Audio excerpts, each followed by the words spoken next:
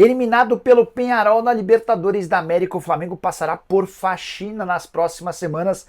Vídeo de hoje do canal do Nicola te conta quem não fica para 2025. Bora te atualizar também sobre essa especulação envolvendo Canóbio e Palmeiras. Existe alguma verdade?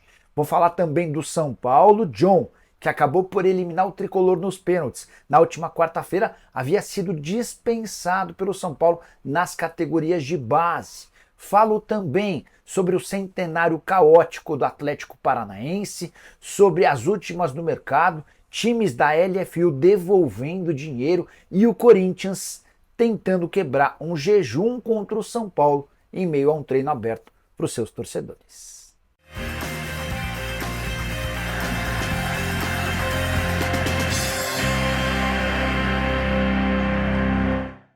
Fala aí pessoal, sou Jorge Nicola, bem-vindos a mais um vídeo do canal, sempre bom ter vocês por aqui. Sem perder tempo, só pedir para deixar like, se inscrever no canal e ativar todas as notificações. Bora contar também que todo esse conteúdo é um oferecimento de Betano, o site mais seguro e confiável do mercado, e eu atesto.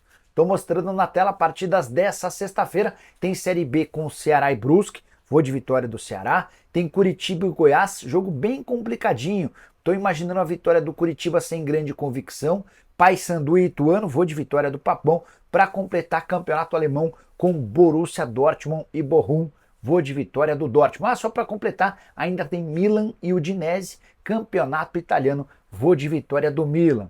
Você é bom de palpite e gosta de futebol? Vem fazer sua fezinha na Betano, link no comentário fixo, clica, faz o cadastro, só não esquece de utilizar o promo code Nicola para ter direito a um bônus que pode chegar até R$500, combinado?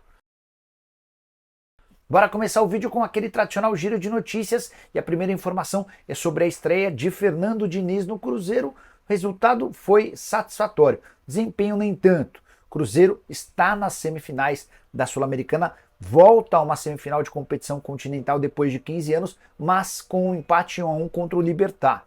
O Cruzeiro sai na frente com o gol do Caio Jorge, o Romero é expulso, o Libertad chega ao gol do empate, o Cássio ainda faz uma grande defesa impedindo a vitória do time paraguaio nos minutos finais. O adversário do Cruzeiro na semifinal será o Lanús da Argentina. Já Peñarol e River Plate são os times com mais semifinais de Libertadores na história. 21 participações para os argentinos e uruguaios que estão entre os 4 semifinalistas da Libertadores. Na sequência aparecem o Boca com 19 participações em semifinal, o Nacional do Uruguai com 13, o Palmeiras é o brasileiro com mais presenças, ele é o 7º colocado com 11 semifinais. Para completar o giro de notícias, contar que o River Plate é o único entre os 4 semifinalistas da atual edição da Libertadores que já garantiu vaga no Super Mundial de Clubes do ano que vem.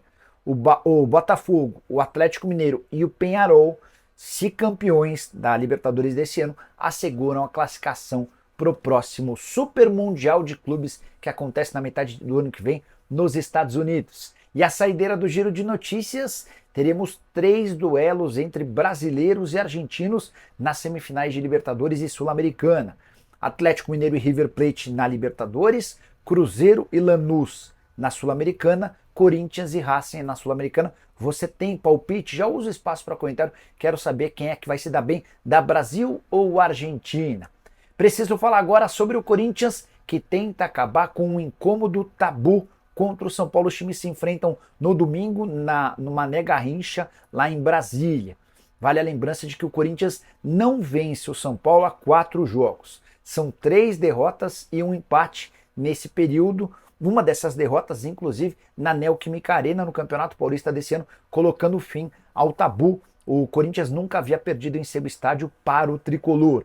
A última vitória do Timão diante do São Paulo foi em julho de 2023, 2-1 na partida de ida da semifinal da Copa do Brasil. Na volta, o São Paulo eliminou o Corinthians e se sagraria campeão pouco depois. Aproveitamento do Corinthians em clássicos nessa temporada também é bastante ruim, é péssimo, é deprimente. Só 13% dos pontos conquistados nos jogos contra os grandes de São Paulo. São 5 partidas, com 3 derrotas e 2 empates. Foram 2 jogos com o São Paulo nesse ano, um empate e uma derrota.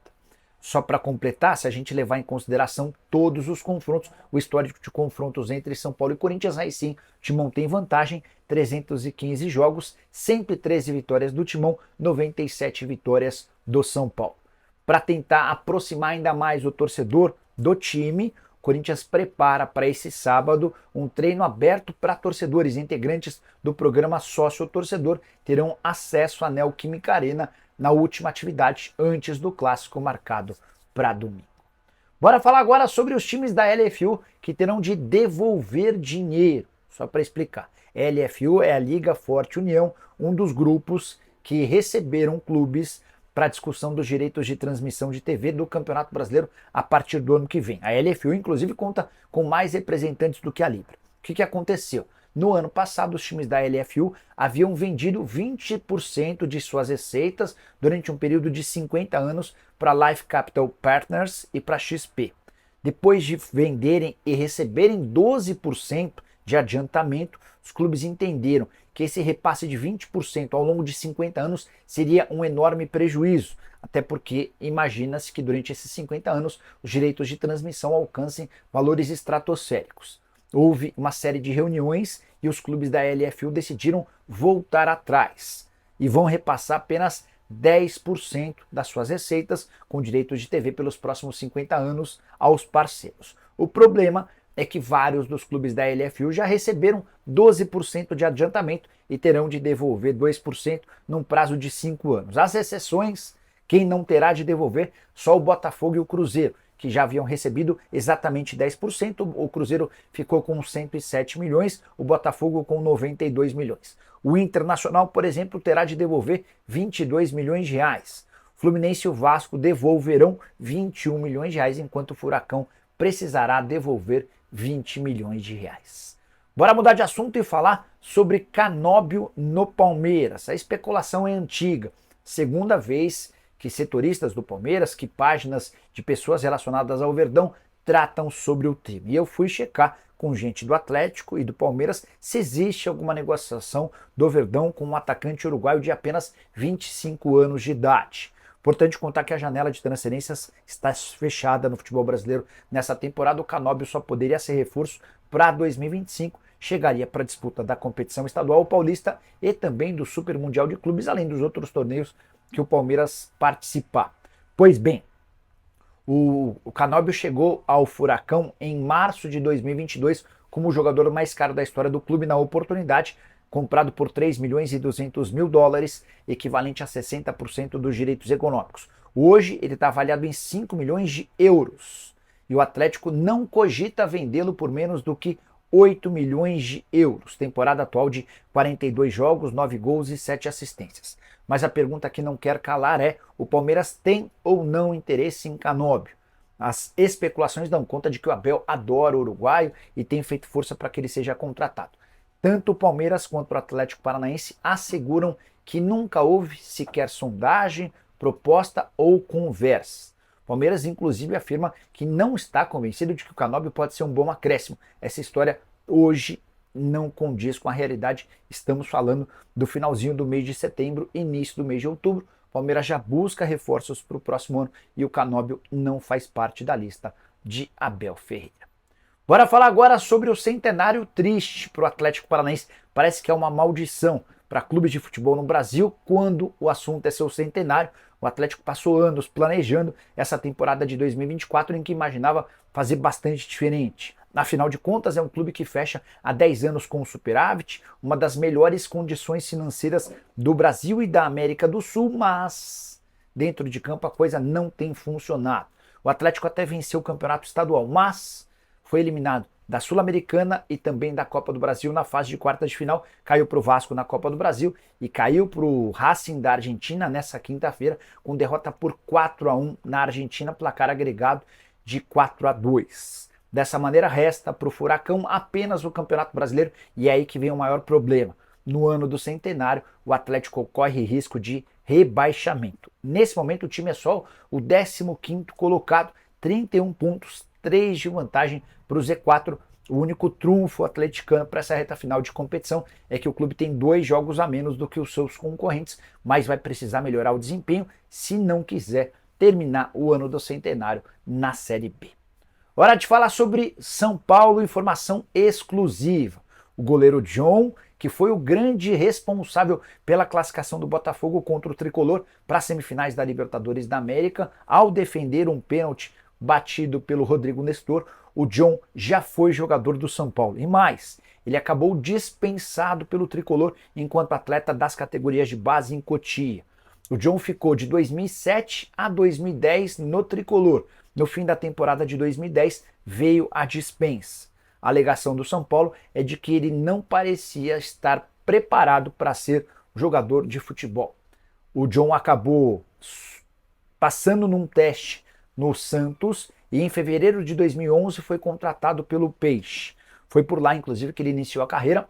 Em 2015 chega ao time profissional depois da saída do Aranha. E aí, só para complementar, além de pegar o pênalti decisivo que colocou o Botafogo nas semifinais, o John, na disputa por pênaltis contra o São Paulo, havia praticamente adivinhado todos os lances. Ele quase defendeu o pênalti do Lucas, ele quase pegou o pênalti do Luciano, isso sem falar que no pênalti durante o jogo, batido pelo Lucas, houve a bola bateu no travessão e acabou saindo do gol. E só para complementar, mais uma lembrança, o John, goleiro do Botafogo, 28 anos de idade, está na pré-lista de convocados para a seleção brasileira. Pode ser mais um goleiro formado ou revelado ou com passagem na base do São Paulo que acabou não sendo aproveitado pelo Tricolor, convocado para a seleção. O caso mais emblemático é do Ederson, hoje no Manchester City. Ele acabou dispensado pela base do São Paulo. Mais recentemente também o Lucas Perry, que não foi dispensado, mas que não conseguiu jogar em alto nível no São Paulo, time profissional. Hoje é atleta do Lyon e já foi convocado também para a seleção brasileira.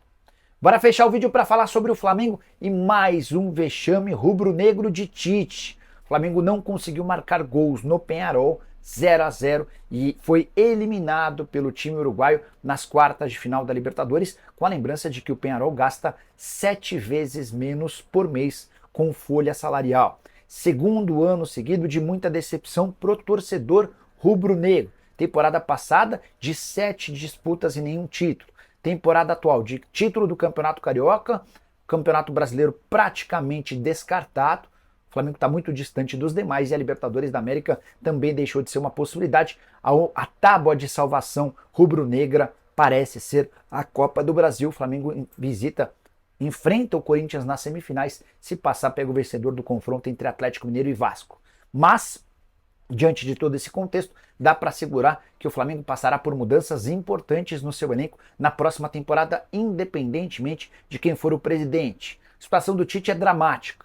Mesmo que o grupo da situação Rodrigo Dunche continue e o Dunche vença a eleição representando o Rodolfo Landim, o Tite não deve permanecer para a próxima temporada. O clima é extremamente hostil. Gabigol e Davi Luiz têm contrato somente até 31 de dezembro e também não ficam. O Flamengo está muito incomodado com o desempenho dos dois, especialmente levando em consideração o custo-benefício. O Gabigol ganha R$1.600.000 por mês, o Davi Luiz ganha R$1,5 milhão. A saída da dupla assegura R$3.100.000 por mês de economia. Estamos falando de algo superior a R$36 milhões por temporada. Carlinhos também não estará no Flamengo em 2025. A avaliação interna é de que é um centroavante muito abaixo do que o Flamengo precisa para um camisa 9. A ideia rubro-negra vai ser vender o jogador, se não existirem propostas, um empréstimo para que ele não continue. Só para arrematar, o Tite foi cobrado nos vestiários do estádio em Montevidéu, depois da promessa que havia feito na derrota por 1-0 para o Peñarol no Maracanã, de que o Flamengo marcaria gols. O paparazzo rubro-negro que cobre o Fla cobrou o Tite. E aí, você disse que faria gol? E o Tite respondeu dizendo que não havia feito uma promessa, e sim havia projetado a marcação de pelo menos um gol contra o Peñarol. O Flamengo está eliminado da Libertadores. E você, o que pensa? Tite merece cair agora? Fica até o fim da temporada? Deixa a sua opinião, já registra aí o que você pensa no espaço para comentário. Só não esquece também de deixar like, de se inscrever no canal. A gente se encontra mais tarde. Estou sempre por aqui para deixar você na cara do gol. Tchau!